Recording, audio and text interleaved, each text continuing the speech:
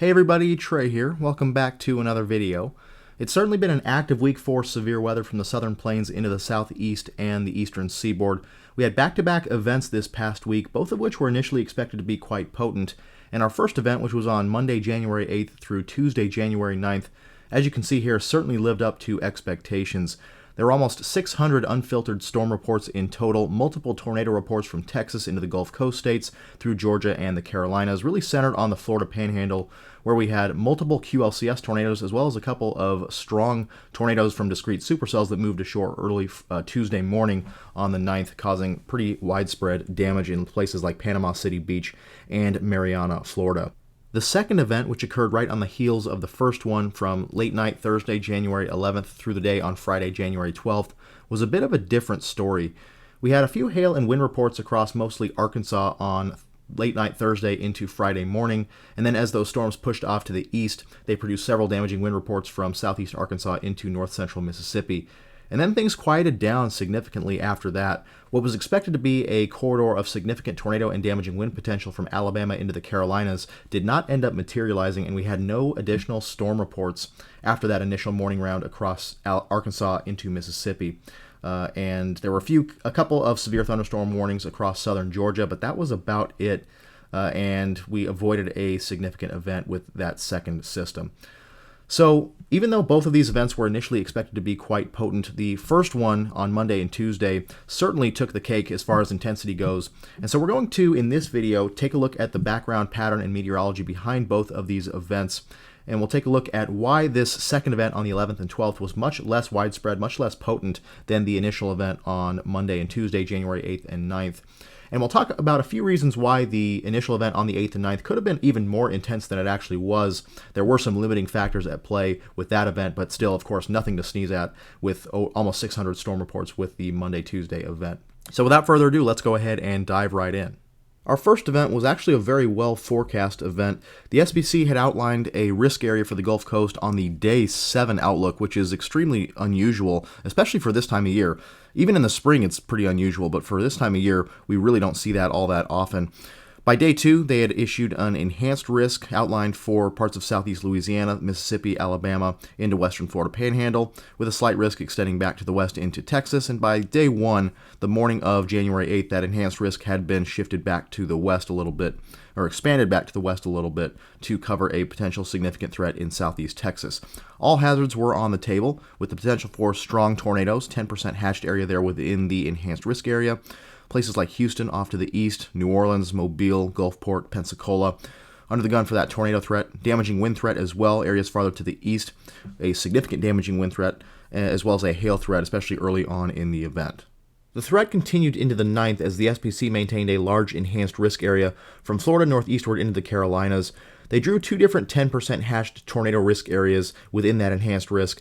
Number one was down here to the south from the Florida Panhandle northeastward into southeast Alabama and southwest Georgia for any stronger circulations within the incoming QLCS, as well as any discrete supercells out ahead of the line that could produce strong tornadoes. Then a second 10% hashed risk area was included in the eastern Carolinas for the threat of warm advection supercells over the Atlantic moving inland, with the possibility of producing significant tornadoes there as well.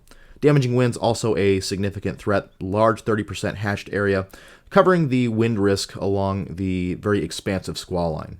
All right, let's take a look briefly at the meteorology behind this first setup. We'll start off at 12Z, 6 a.m. Central Standard Time on January 8th.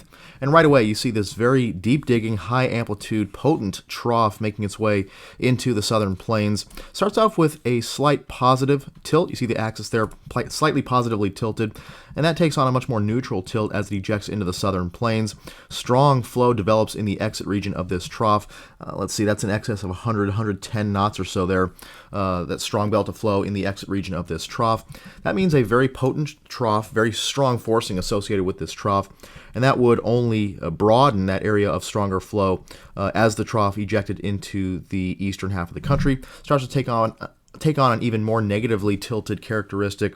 With time, you see a little bit of a kink there in the height contours, a little bit of a shortwave developing in the flow, and that would indicate more of a negative tilt nature to this trough.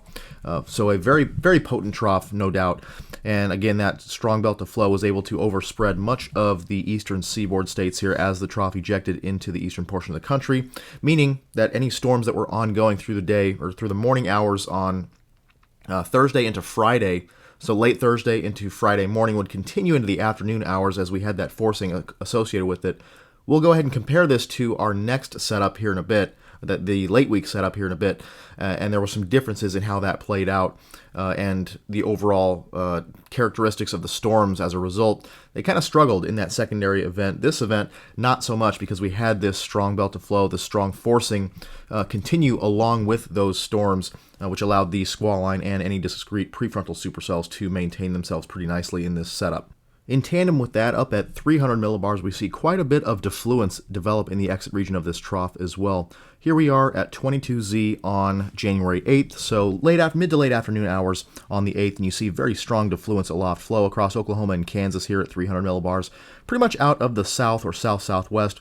Much more westerly flow here along the Gulf Coast, so very strong defluence aloft in the exit region of this trough. We've talked about defluence ad nauseum on this channel before, and that is the spreading apart of the wind vectors in the upper levels of the atmosphere, which creates a bit of a void, and Mother Nature doesn't like that void, so it tries to bring air out from below to fill that void, and that's how we get large-scale rising motion for ascent in these severe weather setups, and we have plenty of that here with this particular setup. And that was also a factor in leading to the pretty strong synoptic scale forcing for ascent in this setup, that along with the strong flow aloft, and that coupled to create pretty strong forcing. And we haven't even talked about the potential storm mode impacts with the overall surface features and the shear vectors with respect to the initiating boundary, but already you can tell with such strong defluence aloft and such strong flow in the exit region of this trough and the rather progressive nature of this trough, that was going to allow for quite a bit of forcing, and therefore we might see more of a linear nature to this, linear organization to the convection with this event. But of course, we had all that forcing overspreading a very broad area out ahead of the trough, and so with a broader warm sector with southern extent, that would allow for a little bit of real estate for discrete supercells as well. We continue on at 300 millibars, and you see here that defluence in the exit region of the trough maintained itself through the day on Friday. Here we go into the late morning, early afternoon hours on Friday. Here we are at 20Z, so 3 p.m. Eastern Standard Time here, and very strong defluence remains in the exit region of the trough as it starts to take on a bit more of a negative tilt. Southerly flow here immediately ahead of the core of the upper level cyclone, more southwesterly flow here down across Georgia, Florida, and the Carolinas, so very strong defluence aloft as well, again helping to maintain the storms as they pushed off to the east and any discrete convection out ahead of that line of storms. With such a tightly wound, intense trough in the upper levels, we'd expect to see a similar low-level response, and that's exactly what we got. Very strong trough had already started to take shape by Monday morning on the 8th. Low center here at 850 millibars, right across the Texas and Oklahoma panhandles. Already some strong flow out ahead of that, 50 to 60 knots plus here from Oklahoma down in through Texas, and that would only increase throughout the day. You see here as we go on with time, those winds in the warm sector or out ahead of the trough really start to ramp up, especially going into the overnight hours and into Monday or Tuesday morning on the 9th. That flow out ahead of the trough, just about a kilometer off the surface, remember, very, very strong, 70, 80 plus knots of flow out ahead from Kentucky, Tennessee, southward and eastward in through the southeast and the eastern seaboard. So very potent low-level flow, leading to, number one, very strong warm advection in the low levels, helping to really pump that moisture northward into the southeast states, and also helped to really ramp up the low-level shear. Surface winds you'll see here in a second out of the southeast, much weaker, 10, 20 knots or so, and you can imagine if that is ramping up to, say, 70, 80 plus knots at a kilometer off the surface, that's going to create a ton of low-level shear to support robust, significant severe weather within these supercells and within even the squall line, because number one, these winds, 60 to 70 plus knots or so, 80 plus knots or so at 850 millibars, that is going to get transported down to the surface through very strong downdrafts, and that will allow those strong winds aloft to mix down to the surface, and that's how we get very strong gusts in these types of scenarios. And number two, of course, the low-level shear for tornadic supercells. You're going to see very large looping hodographs. You'll see here in a second as we go through some soundings that was exactly the case. Very intense low-level shear for a significant tornado threat. Similar look at the surface as we had intense cyclogenesis to the lee of the Rockies. As that strong trough aloft moved across the higher terrain of the Rockies, we had intense surface low development just east of the Rockies in northeast New Mexico. Quickly would intensify and move off to the east. And we also had a little bit of secondary surface low development somewhere in the East Texas area. You can see kind of those wind barbs at the surface there in East Texas in a rotating in a counterclockwise fashion. They're indicative of a secondary, weaker surface low center. Main surface low, of course, back here across western Oklahoma at this point, 21Z on January 8th, so mid-afternoon or so on the 8th. That would continue to move off to the east and northeast, and that secondary surface low would kind of be our modulating factor with the degree of warm sector advance inland for the event, at least the portion of the event across the Gulf Coast states from Louisiana to the Florida Panhandle.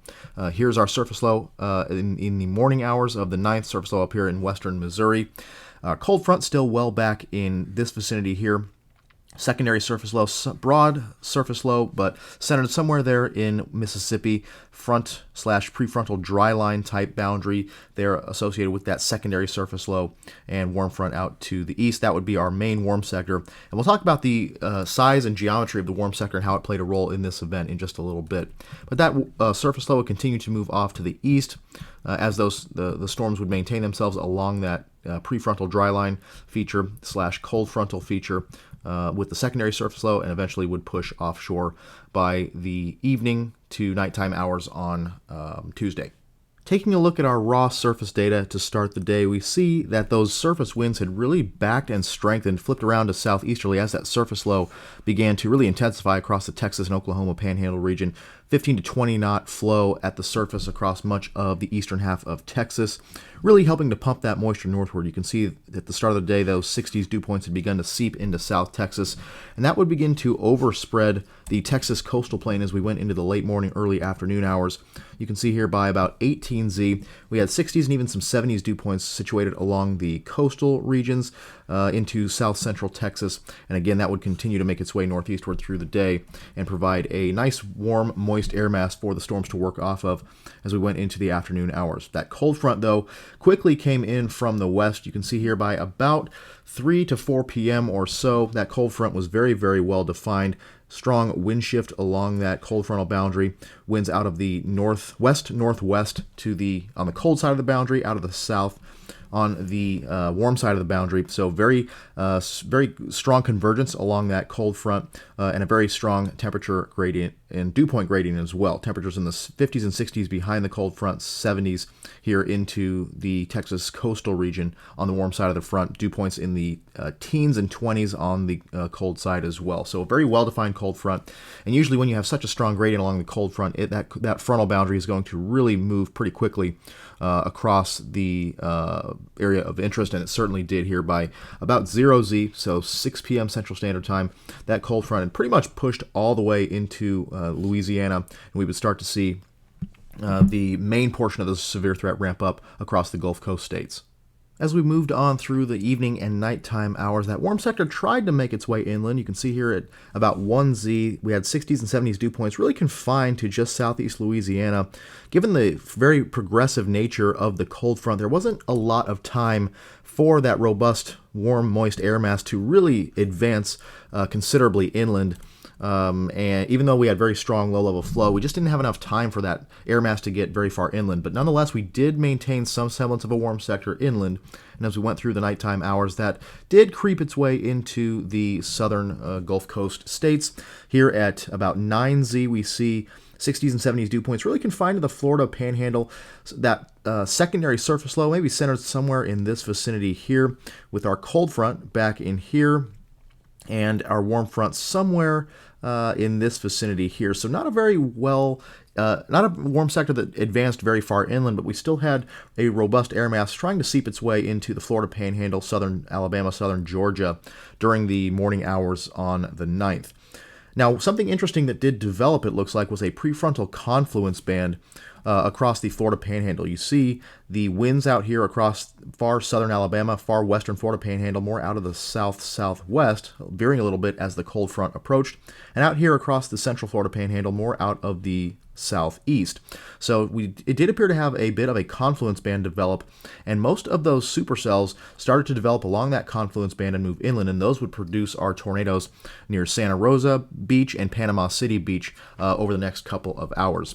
That cold front would continue to move eastward. That confluence band kind of dissolved as the cold front moved eastward, and that warm sector tried to make its way into the Carolinas by afternoon. We see some of those dew points across eastern South Carolina and North Carolina making their way into the mid-60s or so.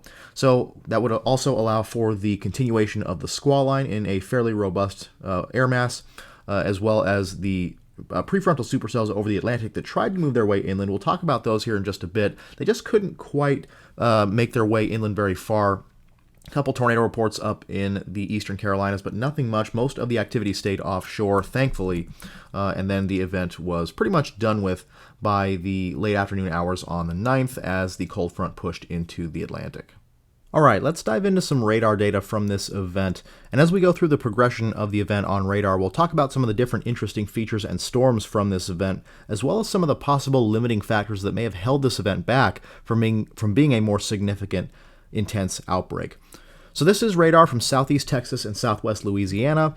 In particular, it is the KHGX Houston, Texas WSR 88D radar, starting at 17Z, 11 a.m. Central Standard Time on the 8th. By this time, we had quite a bit of convection ongoing across the region in that strong warm advection regime. Nothing really severe at this point because, as we talked about before, our warm sector was still well off to the southwest, slowly making its way northeastward given that strong low-level warm moist advection, but really not quite encompassing this region yet. And so we didn't really see anything severe, at least as far as tornadoes go, but we did see our first severe reports of the day in far southwest Louisiana from this batch of storms. They produced hail in excess of 2 inches in diameter. Now you might be thinking to yourself, well, in such a strongly sheared environment, especially one with such strong low-level wind shear, that shouldn't really be conducive to large hail. And as we talked about before, these strongly sheared environments, especially with strong low-level shear, are not really all that favorable for large hail in supercells.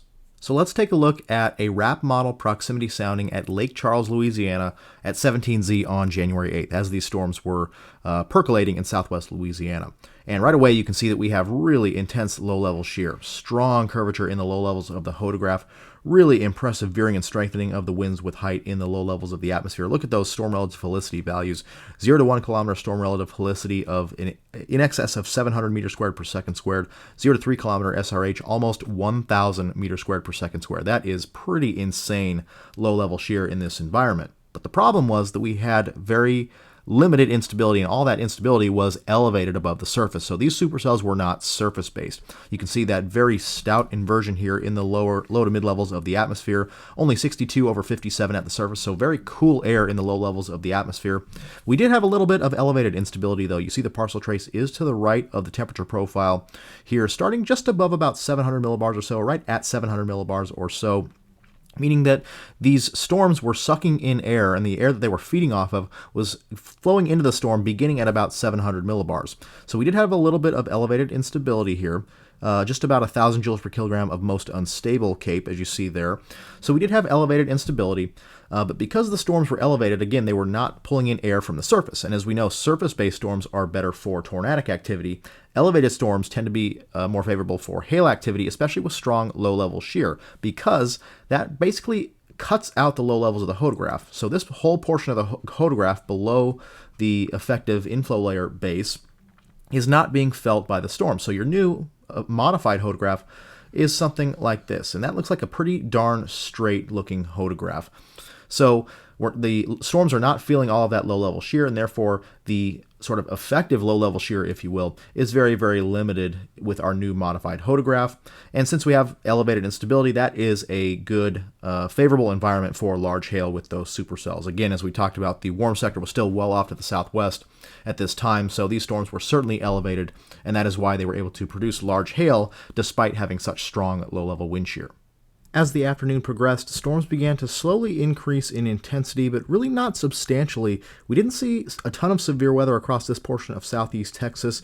This cluster of miniature-looking supercells right here produced a couple of confirmed tornadoes, but that was about it. Cold front back in here. We did have some severe storms along that cold front with some hail and damaging wind reports, but nothing really intense. And now, as the cold front passed through this portion of southeast Texas, that was about it for this area as far as severe weather goes. We tried to get some additional supercells to fire ahead of the line, but the line was quickly approaching from the west and quickly overtook that. And then that was about it for southeast Texas, and then these cold front and squall line quickly moved off to the east. And it's a little unclear why the southeast Texas portion of this setup did not produce more severe weather. The SPC had extended the enhanced risk back into southeast Texas to account for a potential threat for significant severe weather across this area, but it just did not materialize, and it's a little unclear why that was the case. Here is a RAP model sounding from Houston, Texas at 21Z, 3 p.m. Central Standard Time. And at first glance, this looks like a pretty good environment that you would associate with robust severe weather. Pretty strong instability, about 2,600 joules per kilogram of mixed layer CAPE, 0 to 3 kilometer CAPE at about 150 meters squared per second squared. So pretty strong instability in the deep layer and in the low levels. Strong deep layer shear as well, long hodographs, effective bulk shear of about 55 knots. Not a lot of turning of the winds in the lowest levels of the atmosphere, so not a lot of curvature in the low levels of the hodograph, but we do have some speed shear, strengthening of the winds in the lowest kilometer or so, leading to about 230 meters squared per second squared of effective storm relative velocity. So really all signs were pointing to a pretty robust severe weather environment across southeast Texas. So it's a little unclear as to why things didn't really take off more than they did. A couple of small things that I noticed. Number one, we have a little bit of a warm nose, a little bit of an inversion there, just between about 850 and 700 millibars. It's not a very notable inversion, but note that the white dashed profile here is not the actual surface profile. If we were to draw our surface profile, it might look something like this, so maybe a little bit less than what this actual white dash line was showing. And if we were to draw our surface profile in as we have done here in pink, then we might see a little bit more influence from that little warm nose in the lower mid levels there.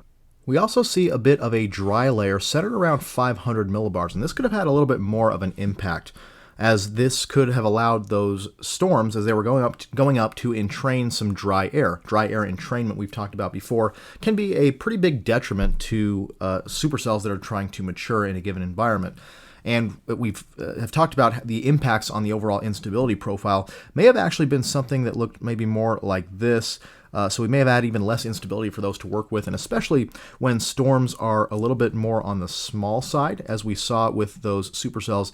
As they started to ramp up, you see just a lot of popcorn showers here, not really any robust, larger supercells. These are a little bit less resistant to the dry air aloft, and so they may have all been ingesting some dry air, and that may have been an inhibiting factor to the maturation of these storms. Another thing, we also, again, had very strong shear both in the deep layers and in the low levels in this environment. Just as a refresher, there's our hodograph, long hodograph, strong deep layer shear, strong low level shear, at least speed shear, in the environment in southeast Texas.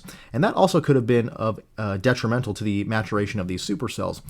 In strongly sheared environments, you usually want to see a little bit more clustering of updrafts, at least initially, so that they can kind of band together and resist getting torn apart by the strong shear in the low levels and in the deep layer.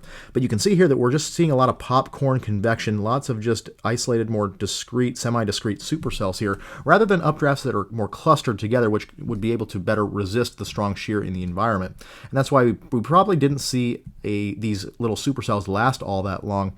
Now, the storms to the south, that supercell that we talked about ahead of the cold front there, as the cold front started to surge to the southeast, this one, I have a feeling if this would not have been overtaken by the cold front, that we would have seen some significant severe weather out of that storm, because as you can see, it starts here from a bunch of different updrafts in close proximity to one another.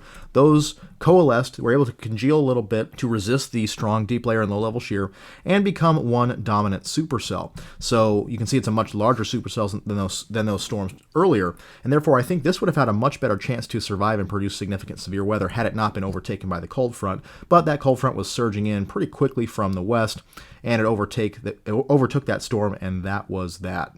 As the evening progressed, the squall line continued off to the east, but with very little severe weather activity along it, which was a little bit surprising because we'd expected that this squall line would be really the main impetus for severe weather in this setup. It was expected to be a very quick transition to a squall line along the cold front, as the deep layer shear vectors were very much parallel to the frontal boundary. If we were to estimate, draw in roughly our cold front, it looks something like that. there across East Texas, and those shear vectors you can see are very much parallel to that initiating boundary, which was the cold front. So that also the very progressive nature of the cold front, strong frontal forcing as well. So these factors combine to really initiate a very quick transition to a linear organization of the storms along the squall line.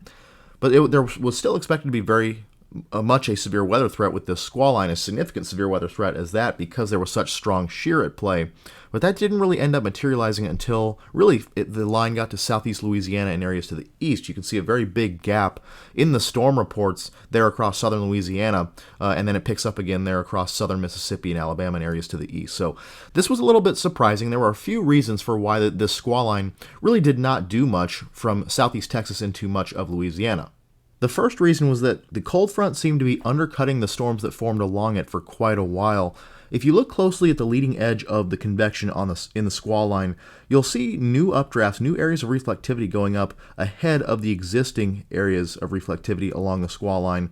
And that indicates that there's some sort of lift out ahead of the main squall line that is allowing for updrafts to go up. You can really see it on the Houston radar that we looked at earlier. Take a look at the squall line there coming in from the west, and you can see new updrafts forming out ahead of the main complex, and you can also see even the fine line from that cold front surging well out ahead of the ongoing storms within the line. So the cold front was definitely outpacing the storms that formed along it, and as we know, that leads to more elevated convection being undercut by the cold front. Colder air behind the cold front is now at the surface, so those storms behind it are sucking in air from above the surface, meaning that the tornado threat is very limited, as well as the damaging wind threat. Really can't drill through that layer of cold air, that stable layer at the surface that has resulted from the storms being undercut by the front. The second reason was a very stout, low-level stable layer within the warm sector. Here is a RAP model sounding from New Iberia, Louisiana, well out ahead of the squall line as it was approaching from the west at about 1Z, 7 p.m. Central Standard Time on the 8th. We have quite a bit of instability in place, but notice the very limited thermodynamics in the low levels. We're certainly within the warm sector here, 68 degrees surface dew point, but the surface temperature very similar to that, 68, 69 degrees, leading to a cool layer near the surface and overall very weak lapse rates in the lowest couple kilometers of the atmosphere, providing that stable layer that was not allowing the storms along the cold front to become surface-based. And even as the storms along the front were not being undercut anymore by the cold front itself, they were not allowed to be surface-based because of this pretty stout stable layer in the low levels. So the tornado and damaging wind risk was not quite as widespread as it may have been otherwise. Another reason for the overall lack of tornadic activity within the line was that the low-level shear vectors were very much parallel to the ongoing line, and generally you want to see them more perpendicular to the line. This is part of a method of forecasting QLCS mesovortex tornadoes called the 3 ingredients method, which is outlined in Gibbs 2021. Basically, you're looking for 3 different things in confluence when you're looking for trying to identify the risk for QLCS tornadoes. The first one is you want a portion of the line where the system cold pool and ambient low-level shear are nearly balanced or slightly shear dominant. So you want that cold pool and the low-level shear to be pretty much in balance with each other as far as the magnitude and direction goes. Number 2, you want a 0 to 3 kilometer line normal bulk shear magnitude of greater than 30 knots. So you want those low-level shear vectors to be more perpendicular to the line, with at least a component of those shear vectors, at least the line normal or line perpendicular component, to be at greater than 30 knots. And number 3, you want the presence of a rear inflow jet or outflow causing a surge or bow within the QLCS. So I won't go too deep into the other factors within this 3 ingredients method, but generally, most of the time, you want to see your low-level shear vectors more perpendicular to the line. And the traditional 3 ingredients method uses the 0 to 3 kilometer shear vectors. Unger 2022 found that perhaps a better way to identify this was to use the 0 to 1 kilometer shear vectors.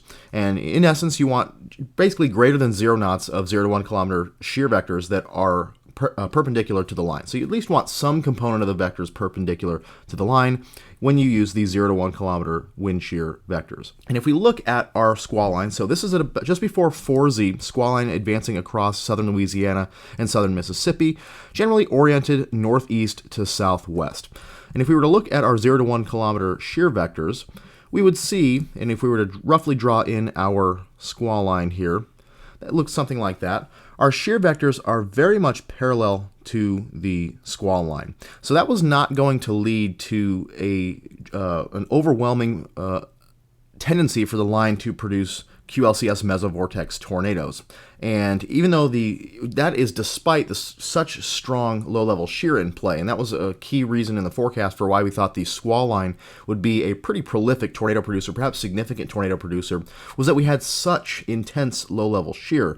But when those shear vectors are oriented more parallel to the squall line, that is not super favorable for tornadic activity. Eventually, the squall line would try to orient itself a little bit more north-south, as you see here. As it moves into Alabama, into the Florida Panhandle, we start to see a little bit more north-south orientation of the squall line, and at least a portion of the line here across the Florida Panhandle, which did try to bow outward a little bit, which was a little bit more favorable for tornadic activity, and we started to see a bit more tornadic activity with this portion of the line, including some embedded supercell activity as the line progressed across the Florida Panhandle. So that was an interesting development, that we actually did start to see QLCS tornadoes within the line as the line started to reorient itself slightly and take on a slightly more north-south orientation, and this portion of the line bowed outward a little bit. If we were to look at our shear vectors here, let's go, that was just before 12Z, or just after 12Z, so let's look at our 12Z shear vectors, and we really don't see a huge change in the overall shear vector orientation with the line. But we did have that portion of the line that was starting to bow outward a little bit, which would give us at least some portion of the shear vectors, the 0 to 1 kilometer shear vectors that were perpendicular to the line. Not a ton, but definitely greater than 0. So that was a reason for the overall lack of tornadic activity within the QLCS. It just was not oriented properly with respect to the low-level shear vectors to result in abundant QLCS mesovortex formation. And as always, I will put the links to those articles in the description box below, as well as another one that goes over why 0 to 3 kilometer winds are used in the 3 ingredients method. So we'll back up the radar here to 0Z. We have our squall line across Louisiana, far southeast Texas. Some discrete activity out ahead. This supercell in far southern Mississippi actually did produce a couple of tornado reports as it moved to the northeast. But the squall line continued to march on to the northeast. Lots of discrete activity out ahead of it. Nothing really that did much until we saw storms form on that confluence band well out ahead of the squall line. So we talked about that when we looked over our surface data. We had our confluence band, winds out of the south-southwest over here closer to the line, more out of the southeast over here in the Florida Panhandle, creating a confluence band on which these storms were able to form. And of course, much more discrete activity along this confluence band, and those started coming ashore early in the morning hours, about 8Z or so, which would be 3 a.m. Central, or 3 a.m. Central, 4 a.m. Eastern time. And those would become pretty quickly supercellular given super strong shear in play. Here's our first of 2 main supercells that moved ashore near Santa Rosa Beach, and then we had our second supercell to the south move ashore and impact places like Panama City. This supercell produced at least 4 tornadoes as it moved north across the Florida Panhandle into far southwest Georgia before getting absorbed into the line. Some pretty intense footage from that. This is some footage of Panama City from a beach cam. A little tough to see, but you can see the funnel and the ocean spray right there as the tornado moved ashore. Pretty impressive footage there. And then we also had some storm chasers that were chasing this storm. This is some pretty impressive footage here. You'll see in the power flashes, you'll see that tornado coming ashore, whipping up the sand there. Pretty impressive footage that you see here before the tornado moved off into Panama City proper and did quite a bit of damage. Here's a wide view of the radar as these 2 main supercells were moving ashore. You see the first supercell there moving into the bottom left corner of your screen. Notice the abundance of updrafts on the western and southwestern flank of the parent supercell. There's going to be some really interesting research coming out in the very near future about this kind of configuration, how it can really aid in tornado genesis within the parent supercell, and this was a great example of that. You see here, as this interaction happens, we get tornado genesis within the main supercell. Very classic looking supercell, tightly wrapped hook echo here, forward flank precipitation vented off to the east. Just a classic presentation, classic radar presentation for a tornadic supercell. Passes very close to the radar site, very tightly wound supercell, moves off to the north. Then there's our second supercell here, moving toward the Panama City Beach area. Again, a very tightly wrapped up supercell, classic radar presentation. with the precipitation vented off to the east, tightly wrapped hook echo there. Very impressive looking supercells moving ashore near the Panama City area, and that supercell continued quite a while, producing multiple tornadoes along its path before the storm mode and thermodynamics became a little bit messier. You can also see as we progress this loop the little kinks in the squall line here moving into the Florida Peninsula, or Florida Panhandle, excuse me. We talked about the overall lack of the lack of tornadic activity as the squall line moved off to the east until about this point, because of the unfavorable orientation of the low-level shear vectors with respect to the squall line itself. But with such strong shear, you're going to get spin-ups in the line. And again, we did have a little bit better orientation of the line at this point, a little more north-south orientation of the squall line, so that which led to at least some component of the low-level shear vectors perpendicular to the boundary, which allowed for a little bit more tornado activity within the squall line going into the morning of the 9th in the Florida Peninsula. As we go back to our surface data as these tornadic supercells were ongoing, you'll notice that the warm sector does not extend that far inland. If we were to roughly draw in our warm sector, roughly where the 65-degree isodrosotherm dew point line is, it would be somewhere right in here. And you'll notice that that is not that far inland, maybe far southeast Alabama, far southwest Georgia. So as these supercells moved to the north, they definitely became elevated. Here is, going back to our radar imagery, so here's our Santa Rosa Beach supercell. You'll see as it goes on and extends farther and farther northward, you'll see that it starts to develop a pretty robust reflectivity core. And this was the following image here, a close-up of that very robust reflectivity core as the supercell approached Dothan. It did try to wrap up briefly, but for the most part, it appeared that this supercell, there was a clear transition from surface-based to elevated with this supercell.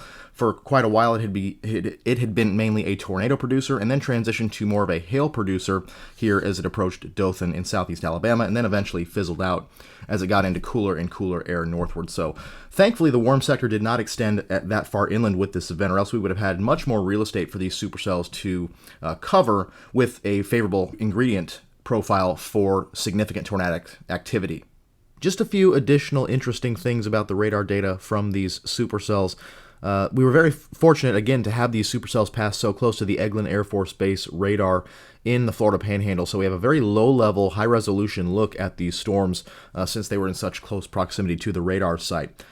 This is the first supercell, the one that made landfall near Santa Rosa Beach.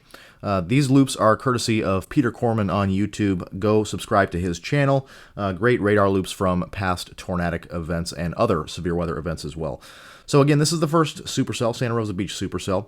Again, just a very classic looking supercell. And you'll see as it moves on shore, starts to develop a debris signature south of Freeport there. If we zoom in here at about 1041Z, you'll see the debris signature here right in the center of the screen. And it develops this kind of banding feature. And we've talked about this before, that this is often due to surges in the rear flank downdraft. So the RFD surges outward and ejects debris from the center of the debris signature or slash the vortex, and creates these kind of banding features on the correlation coefficient product that emanate from the central debris signature. And you can really kind of pick that out here on radar. So this is as the supercell was producing a tornado just south of Freeport. Here is the vortex south of Freeport. Rear flank downdraft appears to be somewhere in this vicinity here. The boundary between these darker blues, the stronger inbounds, and the lighter blues, somewhat weaker inbounds. So again, vortex here, rear flank downdraft boundary here. Now watch as we advance the loop just a little bit. We'll go forward in time, and you'll see as the tornado moves south of Uchiana, I believe that's how you pronounce that. Tornado's here. But our boundary is now well out in advance of the tornado. So it does appear that the rear flank downdraft, which was oriented somewhat like this earlier, had surged outward, or we had a secondary rear flank downdraft surge that may have initiated this banding feature in the correlation coefficient minimum or the tornado debris signature. So of course, it'd be great to have the mobile super high resolution radars on this storm to really see that in detail, but it looks like we do have a close enough view from the WSR-88D radar of this tornadic supercell that we may have had some rear flank downdraft surges associated with the initial Santa Rosa Beach supercell. Here's our second supercell, the Panama City supercell. Just, again, a classic presentation on radar associated with this supercell. Textbook hook echo, forward flank precipitation vented off to the east. Pretty chaotic wind field in the velocities, but as it comes ashore, you see that vortex signature really tighten up and move ashore near Panama City and continue off to the northeast while cycling. And with this supercell, we could really see the occlusion process since it was so close to the radar. So let me forward it a little bit here. So there's our tornado, continues on toward Oakdale. Now here is our vortex signature just west of the town of Oakdale. You see the tight couplet there. The town of Mariana actually took a direct hit, pretty significant damage in that town. So this was certainly a significant tornado. Now keep your eyes on this vortex signature, as it is going to take a northward turn toward the rear flank of the storm, and a new mesocyclone is going to develop off to the east of the old one. So here we go, going forward, and you see the old signature moving north toward the town of Greenwood, and a new signature developing off to the east. So old signature in here, new signature developing southwest of Donaldsonville. So classic occlusion process where the original mesocyclone moves off to the north or takes a leftward jog back toward the rear flank of the storm, and a new mesocyclone develops off to the east where the old one once was. So classic occlusion process here. Textbook behavior of a cyclic tornadic supercell. Here are a couple of RAP model soundings from close proximity to these tornadic supercells. This first one here is at 10Z on the 9th at Eglin Air Force Base, so very, very close to the first tornadic supercell that came ashore near Santa Rosa Beach. And this is a pretty good-looking environment for significant tornadoes. Now, the thermodynamics, as has been kind of the bugaboo with this entire event, leave a little to be desired. We do have about 600 joules per kilogram of mixed layer CAPE, which is enough to support robust updrafts. But the low-level thermodynamics pretty weak. We do have this warm nose, perhaps a little bit of an elevated mixed layer or something, between about 850 and 700 millibars. Also some pretty weak low-level lapse rates despite a moist low-level environment. So pretty weak, limited thermodynamics in the low levels, enough instability in the deep layer to support robust updrafts, but weak thermodynamics in the low levels. And I think at this point, the only explanation is that that was able to be overcome by the absolutely obscene low-level shear. Photographs literally off the charts here. Over 900 meters squared per second squared effective storm relative velocity, over 1,050 0 to 3 kilometer storm relative velocity. I mean, that is just obscene. Incredible wind profiles here. And we've talked about this before, that strong low-level shear can actually add to the buoyancy beyond what the instability values tell us on their own. So even if we have limited low-level shear or low-level instability as we do here, the strong low-level shear can help overcome that, and that's why we were able to still get significant tornadic supercells despite some limited low-level thermodynamics. Now, it just shows you that you have to really have a perfect balance between instability and strong low-level shear to get an outbreak of violent tornadoes, because at the surface you'd expect, almost 1,000 meters squared per second squared effective storm relative velocity. You'd expect some EF4, EF5 long track tornadic supercells. Well, that's not the case. The thermodynamics surely held this back. Only 600 joules per kilogram mixed layer CAPE, weaker low-level thermos. That's just not going to allow these supercells to produce multiple significant long-track violent tornadoes, but we can still get significant tornadoes because of such strong low-level shear helping to overcome the limited low-level thermodynamics. Here is a second sounding from Panama City at 11Z, so in close proximity to the second tornadic supercell that came ashore near Panama City Beach, and much of the same. Sub 1,000 joules per kilogram mixed layer CAPE. Similar issues in the low-level thermodynamics, that warm nose there between 850 and 700 millibars, limited low-level lapse rates as well, but again, strong low-level shear able to overcome that, and as a result, we were able to still get significant tornadic supercells. Moving into the afternoon hours on the 9th, we saw a number of discrete supercells fire up off the North Carolina and South Carolina coasts in the strong warm advection regime. Lots of discrete supercells out here. Pretty textbook look to those supercells. You can see here on velocity, lots of different velocity couplets out there associated with those storms. So we probably had some pretty strong supercellular water spouts.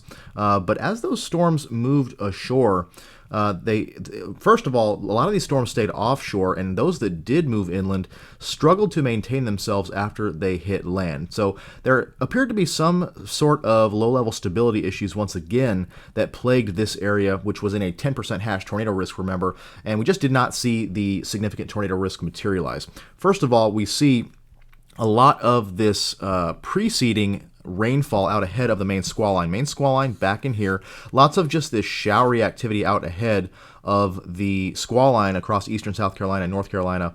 And so that was helping to probably sap the instability a little bit overall as that preceding precipitation moved into the region. And if we look at our surface data going into the afternoon on the 9th, you'll see that the robust moisture didn't really make it up into far northeast South Carolina, eastern North Carolina.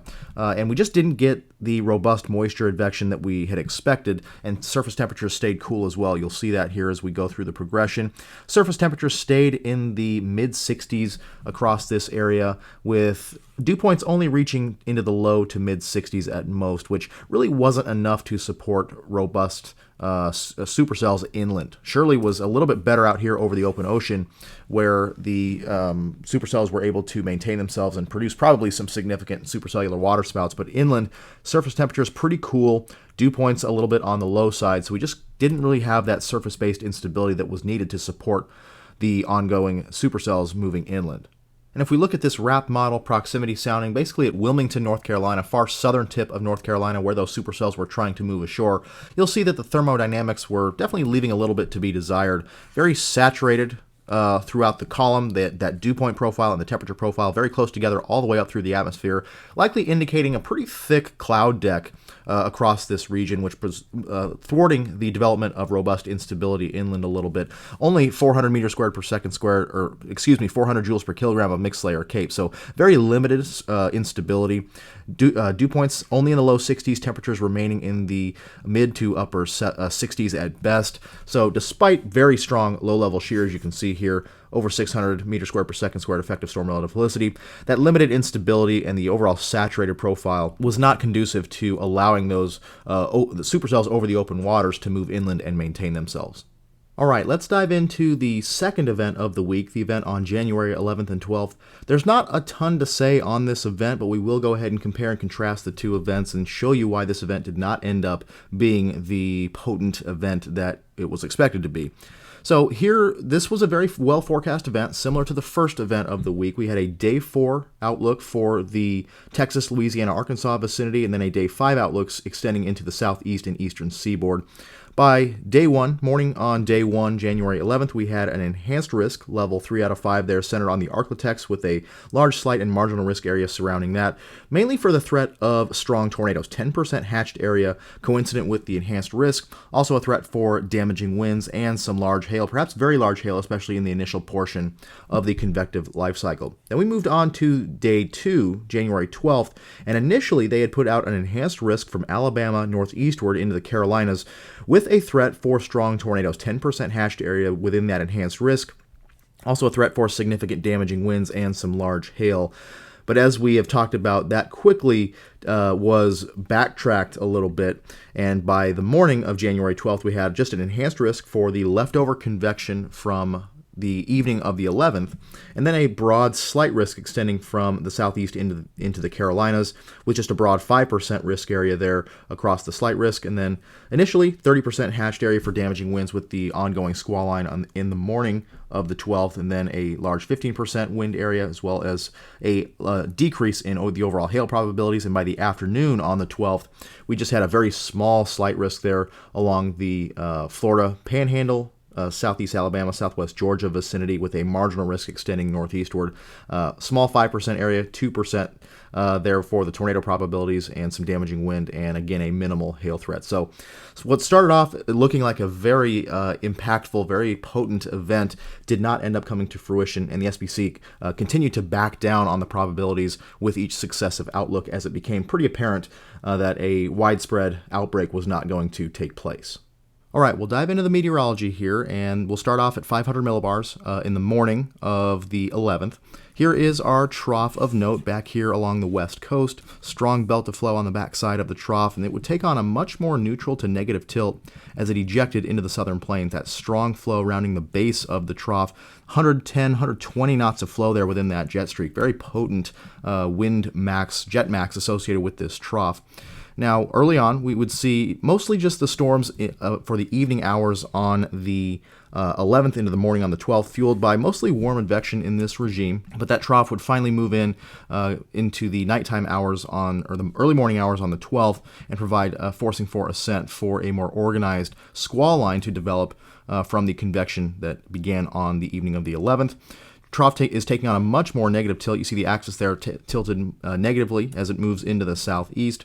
And this was a reason I thought that this event could be more potent as far as a discrete supercell threat than the initial event on the 8th and 9th. You see this trough here associated with much more westerly flow aloft in the mid-levels here. So, and if we compare that to our first event, you see much more meridional or south to north flow in the exit region of this trough. And when I'm looking to forecast for storm chasing opportunities in the southeast, I always look for these more zonally oriented or west to east flow types troughs ejecting into the southeast, as that often tends to be more favorable for discrete supercell development. If you think about it, your shear vectors with winds aloft more out of the west than the south are going to provide a shear vector component much more perpendicular to any initiating boundary that might develop, whereas if you have more meridional flow, those shear vectors are going to be much more parallel to the initiating boundary, as we saw on the 8th and 9th, for the main threat being more of a squall line rather than discrete supercells. But here, with these more zonally oriented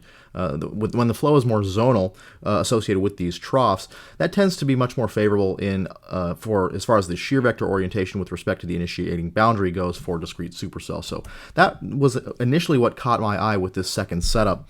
But one of the issues here that this setup was plagued by, watch the trough as it ejects off to the northeast as we go into the day on the 12th. So our risk area down here along the Gulf Coast states into the Carolinas, but our forcing really is dislocated well off to the north with respect to the warm sector. And so that was not an issue on the first event on the 8th and 9th. As we go here, this is on the 500 millibars on the 9th, you'll see that the synoptic forcing for ascent overspreads the region of interest here. You get that strong flow in the exit region of the trough as it ejects off to the east-northeast, overspreading the Gulf Coast states into the Carolinas, and that's why we were able to maintain a severe threat. One of the reasons we were able to maintain a severe threat across this region, even though we had, of course, again, some stability issues not allowing those discrete supercells to move ashore and maintain themselves, but we had that squall line that continued to push off to the east and produce significant severe weather. And that was in part because of the synoptic scale forcing was consistent over the region, over the warm sector where the best ingredients were located. Here, your warm sector, for the second event, your warm sector was located here well to the south, but your forcing was increasingly displaced off to the north, which was troublesome in allowing those storms to maintain themselves. We were losing the forcing to keep those storms going in this part of the southeast, and therefore we weren't really able to maintain those robust storms. At least this was one reason why we were not able to maintain those robust storms into the southeast, where the original enhanced risk was, and that's why part of the reason why they downgraded the risk area continually as the day went on here on the 12th. Once again, strong trough traversing the Rockies in the mid and upper levels, so you would expect a robust low-level response as well, and that's exactly what we got. Surface low development already underway on the morning of the 11th, and that would continue throughout the day. Surface low would deepen across the southern plains and move off to the east. Very broad surface low here, centered over Missouri here by the morning of the 12th. Very tight pressure gradient around that, but very broad surface low, broad cyclonic flow around that surface low center in Missouri. And interestingly, this surface low was very unique in its configuration here. We have the center here. Again, this is at 16Z now, so about 10 a.m. on the 12th. Surface low centered up here, Missouri-Illinois border area. And we have our main cold front, which is back in here. You see the wind shift. We'll do some analysis of the actual raw data here in a second. But main cold front back in here. And this well-defined pressure tongue was actually a prefrontal dry line type feature. SPC had mentioned it multiple times in their outlooks, but this was a prefrontal dry line type feature well out ahead of the synoptic cold front. So pretty interesting there that we had such a well-defined pressure tongue associated with that prefrontal dry line type feature, but certainly it was ahead of the main cold front. And that was the main initiating boundary for supercells or for storms in this environment, especially on the 12th when we had additional development in the afternoon. Surface low would continue to deepen through the day to sub 990 millibars, a very tight surface low there. But again, it was moving well away from the region of interest. So we were very, very far removed from the actual center of the surface low.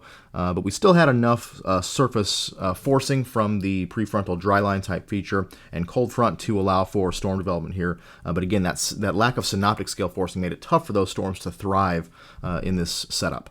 Similar response at 850 millibars as that low-level cyclone deepened. The winds out ahead of it strengthened pretty considerably. Just like our initial event, you see 50 to 60, 70-plus knots of flow there out in the exit region of that low-level cyclone. So very strong low-level jet, very similar kinematics to what we saw with our first event.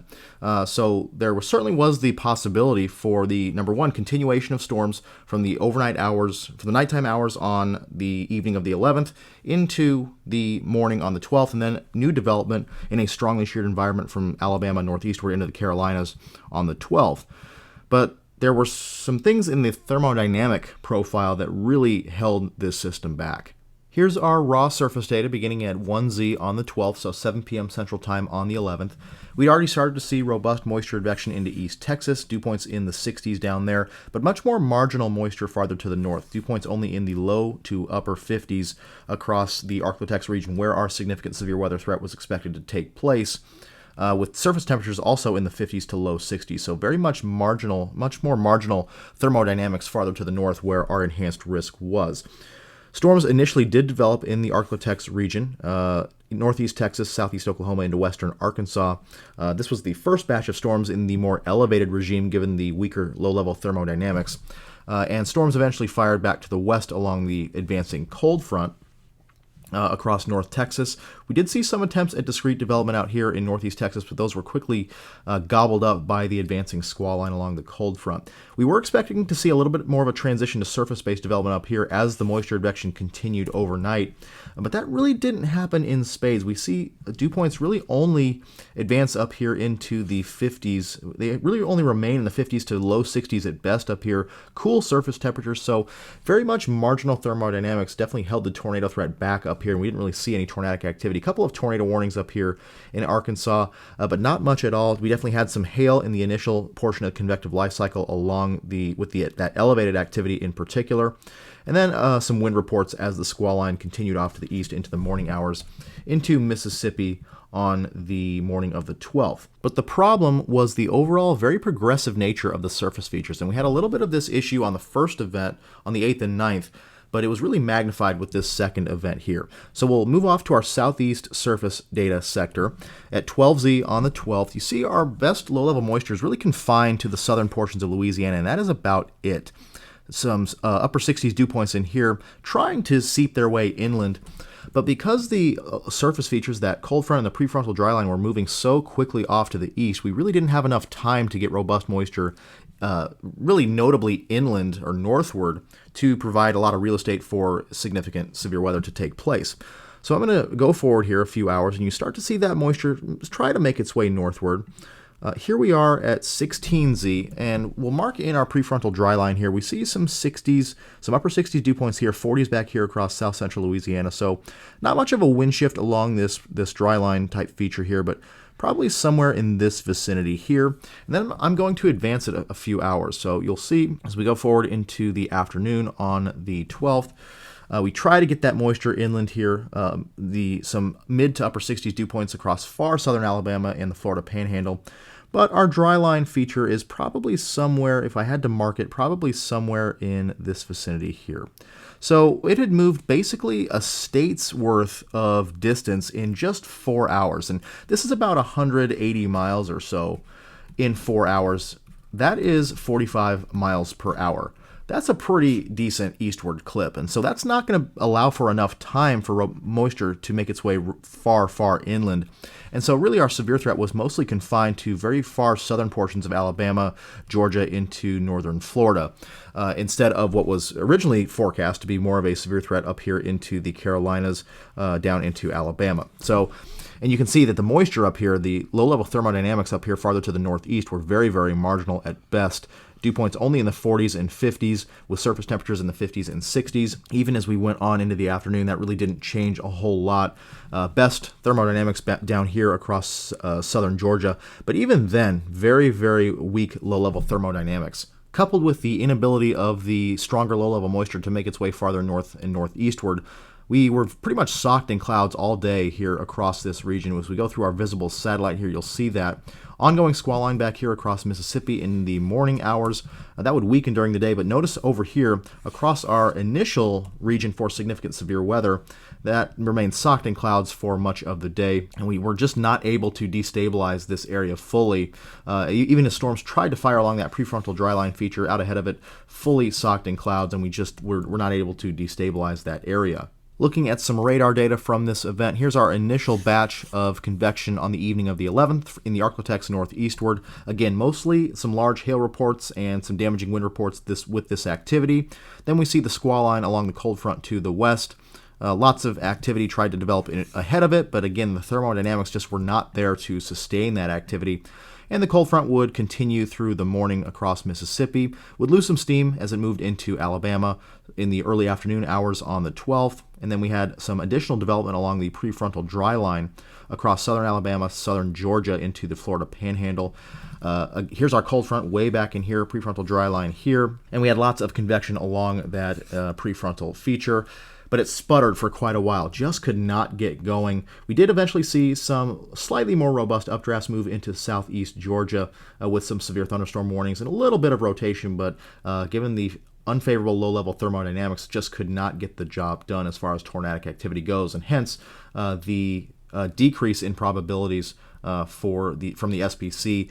Highest remained down here along the coastal regions, and that's what we saw. Southern Georgia, southern Alabama, Florida Panhandle, and not much up here with northeast extent into the Carolinas. Speaking of the poor thermodynamic environment, here is a RAP model sounding near Pembroke, Georgia, west of Savannah, at 23Z on the 12th. So as those storms were getting their act together along the prefrontal trough, prefrontal dry line feature, and you'll see here, even though we have very favorable low-level wind shear and deep layer wind shear as well, 60 knots of effective bulk shear, almost 500 meters squared per second squared effective storm relative velocity, very large looping hodographs, strong veering and strengthening of the winds with height, just as we saw on our first event on the 8th and 9th. So certainly a kinematic environment favorable for significant tornadoes, but the thermodynamic environment just is not there. Very minimal instability, mixed layer CAPE, about 400 meters squared, or 400 joules per kilogram. Very limited low-level lapse rates, 68 degrees surface temperatures, and very skinny, minimal instability here throughout the column. Just is not going to get it done. And if we compare that to our RAP sounding near the Panama City tornado from the first event on January 9th, you see much better instability. Even though we have some of those same issues in the low levels, that little bit of a warm nose in the mid levels, weak low-level lapse rates as well, but still we have much fatter instability, much better deep layer instability, almost 1,000 joules per kilogram of mixed layer CAPE, which was able to support robust updrafts, whereas here, even though, as we talked about, your stronger low-level shear can help compensate for weaker low-level thermodynamics, here we have weaker thermodynamics throughout the entire atmosphere. Very minimal, very skinny CAPE is just not going to support robust updrafts, even though, again, we can have a little bit of compensation from the stronger low-level shear. Just was not able to get the job done in this second event's case, and we were not able to sustain significant tornadic supercells. So overall, a thermodynamic environment just not favorable for robust severe weather here across the southeast Georgia into the Carolinas vicinity. So that's going to do it for this video. Hopefully you learned a little bit about why these two events were so different, even though they were initially both progged to be quite potent. Again, our first event certainly lived up to expectations. Quite a few tornado reports, several of them were significant, as well as a lot of damaging wind reports from the southern plains into the eastern seaboard. Second event was initially progged to be quite similar and perhaps even more potent given the better potential for discrete supercells, but that just did not pan out. We saw just some severe reports with the initial convection on the 11th and into the morning on the 12th, and then nothing after that. And it really has to do with thermodynamics. And I've always said that wind shear is more important in these setups. That's why you can have these low cape, high shear type events still be prolific tornado producers, but you still have to have the instability right. If the instability is very skinny, you have some big issues in the low levels, those sometimes can just not be overcome. Sometimes they can if they're not quite that wide, far-reaching as far as their impacts. You can have low-level shear compensate for those, as we saw in the first event. Even though we had some low-level stability issues to work with, we still had some significant tornadoes there across the southeast. But with our second event, that just was not the case. Deep layer instability was very, very minimal, very skinny where it was, and so we just could not overcome that, even though we had very strong kinematic profiles. So that's going to do it. Thanks for watching, and we'll see you in the next video.